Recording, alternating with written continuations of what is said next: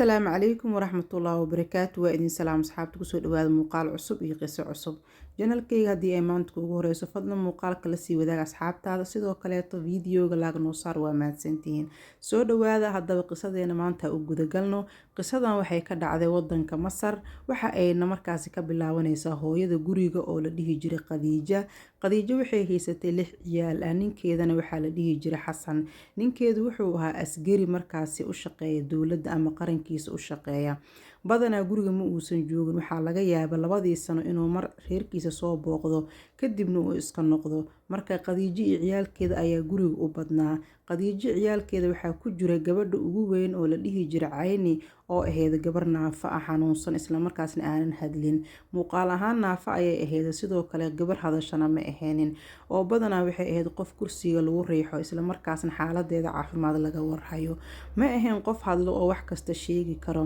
marka Khadiija gabadheeda jirtay 16 sano ee la dhihi jiray Cayni ayaa ciyaalkeeda kamid aheeday marka aabahan waa iska safar badnaa waxaa dhacday qisadu waa halka ay ka bilaawo doonto waxaa dhacday aabaha guriga oo la dhihi jiray Xasan inuu shaqadiisii iska aaday oo gobolka ay ku noolaayeen gobol markaasi ka baxsan uu shaqo u aaday Khadiija ayaa waxaa dhacday markasta uu ninkeeda baxo waxaa jirta wiil markaasi xaafadda la deganaa oo markaasi ay korka eegi jirtay wiilku wuxuu ahaa wiil da ahaan ka yar Khadiijo waxay ahayd sheekada si fiican u dhageyso xaas ayay ahayd oo Xasan xaaskiisa ayay ahayd waxayna lahayd 6 ciyaal oo Cayni oo 17 jir ugu weyn tahay marka ayada qof yar ma ahayn qof weyn ayay ahayd ninkeeda markuu baxo waxay bilaabi jirtay Khadiijo wiil markaasi xaafadda la deganaa oo markaasi agaheeda soo marmari jiray in ay markaasi kor ka fiiriso waxay isbilowday in wiilkii ay isbartaan isla markaasna guriga uu imaado sheekaystaan sida caadiga ah ilmaha kale way yaryaraayeen halka xilliyada ciyaalka oo dhan ay maqan yihiin uu imaan jiray wiilka lagu magacaabo Mahad oo markaas isku xaafadda ay ahaayeen Khadiija waxaa dhacday sida caadiga ah markaasi sida ninkeeda oo kale ayay u wadwadatay Mahad oo ahaa wiil markaas dhalinyaro ah guriga ayuu imaan jiray howlaha iyo waxa ay uga baahan tahay oo guriga shaqadiisa ayuu ka caawin jiray sidoo kale waxyaabaha banaanka ay ka rabtay ayuu ka caawin jiray wax kasta ay u baahan tahay ayay u dirsan jirtay Khadiija wiilkii yaraa ayay ka heshay waana qof weyn oo marwa oo xaas ay hadda ogow kadib waxaa dhacday sida caadiga ahayd ee sida ninkeeda oo kale ayay markaas u dhaqmi jirtay wiilkan yar ee guriga imaanaya maysan ka xishoon jirin oo waxay u moodayba wiilku inuu yahay ninkeeda oo kale ugu dambeyn Khadiija waxaa dhacday in uur uu ku soo baxay waana qof weyn isla markaasna ninkeedii uu ku maqan yahay markaasi shaqo laakiin uurkan halkuu ka yimiday si caadi ayay ninka u wadwadatay Khadiijo mana iska ilaalin jirin oo waxayba mooday in ninkeedii uu yahay wax kasta markaas ay uga baahatana waa u qaban jiray ayadana waxa uu u baahan yahay ayay markaas u sameyn jirtay waa la isdhexgalay oo isfahan aad u dheer ayaa labadoodii dhexmaray asna ma uusan ka xishoon qoftan markaasi marwada ah ka fogow ma uusan isdhihin shaydaan ayaa dhexdoodii soo galay oo waxaa dhacday wax aan wanaagsanayn kadib maalmo kadib waxaa dhacday in Khadiijo uur uu ku soo baxay Khadiija ayaa weysay meel ay wax ka bilowdo naxday murugo la soo diristay dhidid fara badan oo ka imaaday kadib ninkii ayay uurka u sheegtay waxayna tiri uur ayaan ku leeyahay ninkii asna aad buu u yaabay wiil yarna wuu ahaa wuu naxay meel uu wax ka bilaabana wuu garan waayay waxa ay ku tiri waa waxba naxin waxaan rabaa inaan barnaamij noo soo dhiso si aan aniga nafteedii naftaada ugu badbaadiyo marka barnaamijkaas ila sameey ayay tiri dhowr habeen ayay fikiraysa Khadiijo iyada oo rabtay in ninkeedii barnaamij ay soo dhisto ay ka dhaadhiciso markaa kadib ayay ninkeedii wacday waxa ayna ku tiri xaaji gabadheenii yareed ee Cayni ahayd ee xanuunsaneed ayaa nagala soo doontay wiil Mahad la dhaho ayaa naga soo doontay markaa gabadhu waan bixiyay guurkeedii arooskeediina waa uu dhacay ee la soco ninkii ayay la hadal siisay ninkeeda oo maqan Mahad iyo Xasan ayaa wada hadlay wuxuuna Xasan markaas u sheegay in gabadhiisa Cayni ah uu guursado isla markaasna gabadhiisa waxba aysan ka halaawi doonin, uu garabkeeda taagan yahay, wixii markaasi aabaheed oo xasana uu qaban lahaayna uu qaban doono. Markaa sheekadu waxaa loo bedelay oo Khadiijo oo dhowr habeen ay fikiraysa u bedeshay gabadheedii xanuunsaneeday in wiilkan Mahad la dhaho uu soo doontay. Bal arag halka ay u wareejisay kadib markii ayada waxyaabo aan qurux badnayn uu ka dhacay. Markaa kadib waxaa dhacday xaflad yar ayay samaysay Khadiijo si loo aamino loona rumaysto. Islaamanka deriskeeda ayay u wacday, aroos yar ayay halkaas ku dhigtay. Waxa ayna islaamanka ugu sheekaysay in gabadheedii caynaheed ay xanuunsaneeday, wiilkan Mahad la dhaho uu soo doontay. Markaa sidaas darteed xafladda ay u dhigayso. Fiidiyoo yar iyo sawiro ayay qaaday. Waxa ayna u dirtay ninkeedii Xasan ahaa ee maqnaa. Waxa ayna u sheegtay arooska gabadheeda markaas inuu dhacay. Markaa hadda kadibna gabadhiisu ay tahay gabar weyn oo Marwo ah oo 17 sano jir ah, reerna leh. Xasan ayaa aad ugu farxay gabadhiisii xanuunsaneed ee la soo doontay. Waa uuna u duceeyay, waxa uuna markaasi aqbalay in gabadhiisa la guursaday. Waxaa dhacday in markaasi arooskii kadib Khadiijo uurkeeda uu soo weynaaday. Hadda uurka waxa leh ma ahan Xasan ee waxaa leh ninka la dhaho Mahad ee markaasi ay ka been sheegaysa Khadiijo oo ay leedahay gabadheena ayuu guursaday. Markaa waxaa dhacday uurkii ayaa soo weynaaday. Khadiijo ayada oo rabta in beenteedii ay ku fakato ayaa ninkii Mahad ahaa ka dhaadhicisay mar labaad in ay been sameeyaan si nafteeda iyo naftiisaba ay u badbaadaan. Waxa ay samaysay maalintii xigtay gabadheeda ayaa Maryo caloosha markaasi u gelisay ayada oo markaasi ka dhigaysa in gabadheeda uur ay leedahay. Sawiro ayay ka qaad waxa ayna u dirtay ninkeedii. Waxa ayna ku tiri xaaji soo ma aragtid gabadheeni uur ayay leedahay. Markaa mar dhow awoowe ayaa noqon doontaa. Xasan aad iyo aad ayuu u farxay, wuxuuna mooday in gabadhiisu uur ay u leedahay ninka la yiraahdo Mahad. Wuu aamin waayay farxad darteeda. Waxa uuna markaasi gabadhiisa oo aanan hadleynin xaaskiisu ayuu la hadlay. Waxa uuna u sheegay inuu aad iyo aad ugu faraxsan yahay, uuna weliba jecel yahay inuu arko canug gabadhiisii ay dhashay. Kadib waxaa dhacday waqtigu iska socdaaye Xasan weli waa uu maqnaa, shaqadiisii ayuu ku maqnaa. Ayna ayada wax uur ama lahayn oo waxayba ahayd qof xanuunsan, qof la guursadayna ma ahayn. Markaa waxaa dhacday in uurkii uu ku soo weynaaday Khadiijo, canugna ay dhashay oo wiil ay dhashay. Markaas kadib Khadiijo oo beenteedii sii wadata ayaa ninkii Mahad ahaa la hadashay una sheegtay markaan waa markii ugu dambeysay, waxaana rabnaa inaan si wadajir ula hadalno. Markaas ninkeyga Xasan ahaa una sheegno canuga in markaasi Cayni ay dhashay. Haddii sidaas aanan dhihin dhibaato aad u weyn ayaa iiga imaanaysa ayay tiri. Markaa kadibna waxay la hadleen ninkeedii Xasan ahaa. Waxa ayna u sheegay in Cayni ay dhashay, wiil ay dhashay, isla markaasna Xasan uu noqdo awoowe. Xasan ayaa farxad meel u isgeeyay kala garan waayay gabadhiisii xanuunsaneed oo la guursaday, canugna dhashay weliba wiil. Farxad aad u weyn ayuu dareemayay. Waxa uuna markaas u sheegay xaaskiisii in uu sida ugu dhaqsiyaha badan uu imaanayo si uu u arko gabadhiisa iyo markaas canugii ay dhashay. Markaa Khadiijo ayaa naxday oo tiri ma yaha imaanin xaaji, aniga ayaa jooga oo gabadha garabkeeda ah. Sidoo kale ninkeedii ayaa jooga oo wax kasta ay uga baahato u sameynayo. Mahad ayaa asna soo booday oo Xasan la hadlay oo ku yiri Xasan aniga ayaa jooga oo xaaskeyga garabkeeda markaasi taagan. Waxba ha isdhibina, shaqadaada iska wada ayuu yiri. Markaa Khadiijo iyo Mahad ma aysan rabinba inuu imaado Xasan, waayo ayaga waxay wateen qorshe, weliba qorshahan waxaa wadatay naagta la dhaho Khadiija. Markaa waxaa dhacday in Cayni canugii markaasi wiilkii ay dhashay Khadiijo dusha laga saaray. Maskiinta Cayni ma hadlayso, waxna markaasi kama dhihi karta arrinkan halkaani ka socdo. Alla ayaa u sheegay aabaheed in Cayni la guursan, isla markaasna canug aysan dhalin. Markaa Khadiijo iyo Xasan oo qorshaha isla ogaa ayaaba rabin inuu imaado Xasan, laakiin Xasan ayaa wuxuu ku adkaystay inuu imaan doono si uu ula qaybsado farxadda gabadhiisu canug yar dhashay, isla markaasna uu u arko canugu awoowaha u yahay. Markaa waxaa dhacday Khadiijo waxay samaysay ayay garaweysay.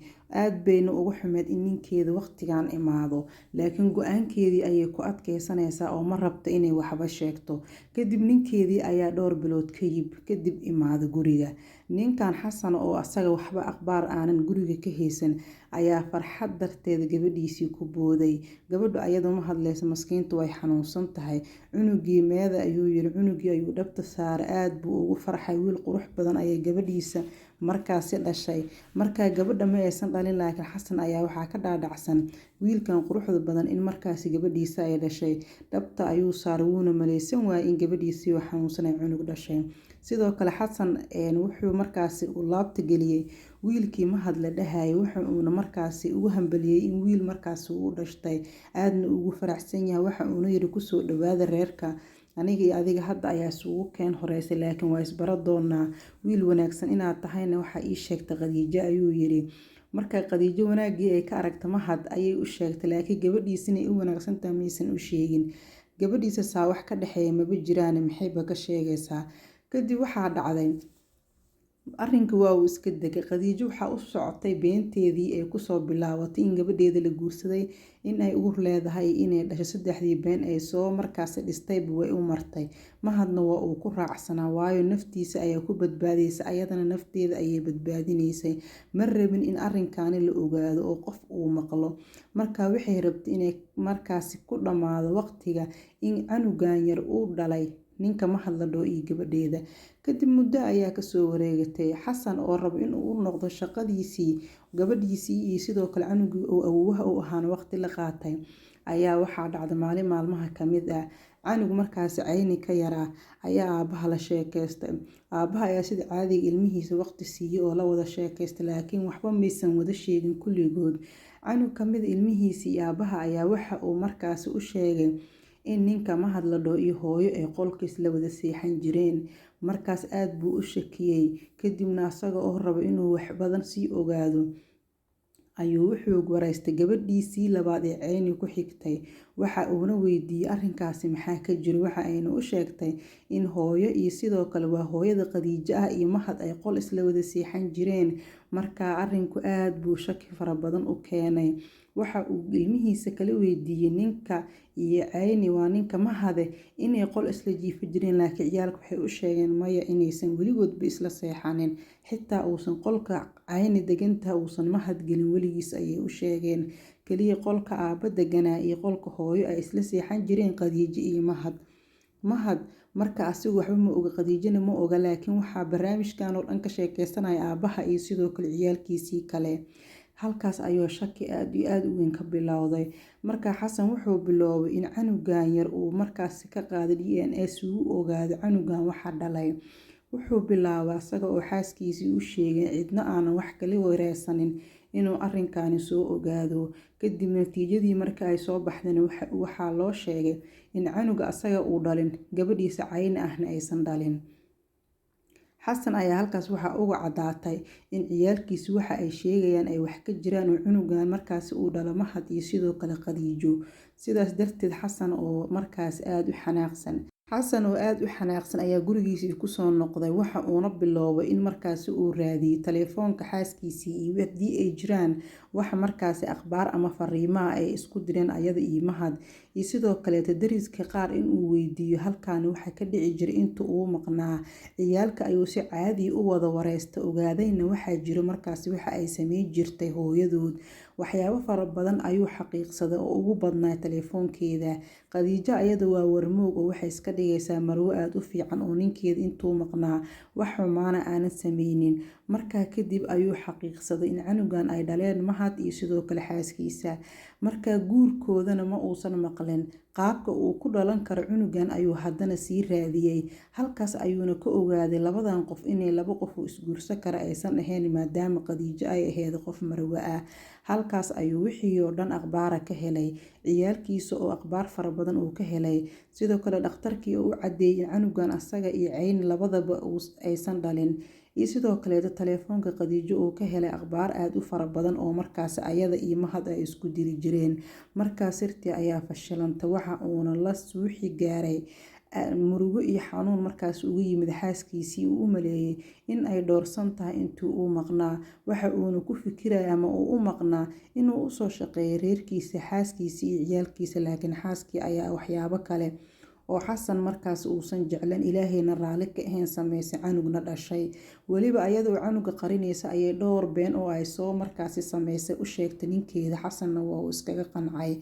Xasan oo aad u xanaaqsan ayaa wuxuu codsaday in markaasi ay isku imaadaan dadka magaalada degan si markaasi ay sikadiisa markaasina uu rabo in halkaas uu ka sheego akhbaar markaas asiga u qaas ah. Khadiijo iyo Mahad waaba warjira moogayaal. Maalintii dambe ayaa la iskugu imaaday barxad weyn oo markaas xilliyada ciidda oo kale lagu dukan jiray.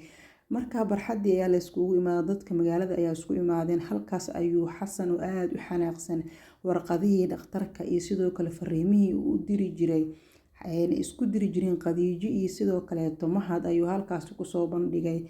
Halkaas ayay sirtii oo dhan ku fashilantay, waxaana halkaasi naxtin aad u fara badan qaaday Khadiijo oo ka xumaatay isla markaasna ninkeeda waxaan uu soo ogaaday aad ugu xumaatay maadaama ay sameysay wax Ilaahay raalli ka ahaanin. Haddana intaanu dad ah in markaas arrinteeda lagu dhex sheegay aad ugu xumaatay. Mahad ayaa asna hadli waayo afka gacanta saartay. Intaas kadib Khadiijo ayaa waxaa dhacday in ninkeeda uu dalbaday maadaama xaaskiisa ayada oo xaaskiisa asaga oo maqan ay sameysay gogol dhaaf in dhagax lagu dilo. Markaa Xasan ayaa codsaday in xaaskiisii Khadiijo aheyd dhagax lagu dilo. Sidoo kale Mahad asagana la marsiiyo waxa markaas diinta Islaamka ay ka qabto. Sidaas ayaana waxaa dhacday dhowr maalmood kadib intuusan Xasan ku noqon shaqadiisii in Khadiijo dhagax lagu dilay. Mahadna sidoo kale la marsiiyay wixii diinta Islaamka ay ka qabtay maadaama uu markaasi asaga iyo Khadiijo gogol dhaaf dhexmara canugna uu halkaasi ka dhashtay. Marka wixii diinta Islaamka ay ka qabtay ayaa asagana la marsiiyay, halka Khadiijana markaasi dhagax lagu dilay ayada oo marwo ahna ay sameysay gogol dhaaf isla markaasna canug yar halkaas uu ka dhashtay. Marka halkaas ayay qisada aadka u xanuunka badan ee Khadiijo ku bilaabatay. Ninkeedii oo maqan ayay waxay bilowday inay soo dhaweysato qof markaasi dhinac ka deganaa magaaladooda. Naf iyo shaydaan ayaa xiriiray, waxyaabahaas oo kale ma wanaagsana. Qofka bini'aadanka weliba dumarkana waxaa fiican inta ay is ilaali karaan inay is ilaaliyaan ama ay is dhowraan maadaama dumar ay yihiin. Sidoo kale weliba adoo marwo ahna kasii daran inaaba sameysid wax Ilaahay uusan raalli ka ahayna ay yihiin wax runtii aad iyo aad u xun. Marka qisadan oo ka dhacday wadanka Masar ayaa maanta rabay inaan idinla wadaago. Qisadii halkaas ayay ku eg tahay. Gabadhii cayni ahayd ee maskiinta ahayd ee la nabay ee uur aysan lahayn iyo sidoo kale aroos aysan guursan dusha laga saarayna aabaheed wuu ogaaday in gabadhiisa qalad aad u weyn laga galay. Marka gabadhuna waxay ahayd gabar iska aamusan oo aan hadlin oo markaasi aad iyo aad u xanuunsaneed. Muuqaalka duwan inta ku kulmi doono nabadgelyo iyo qiso cusub.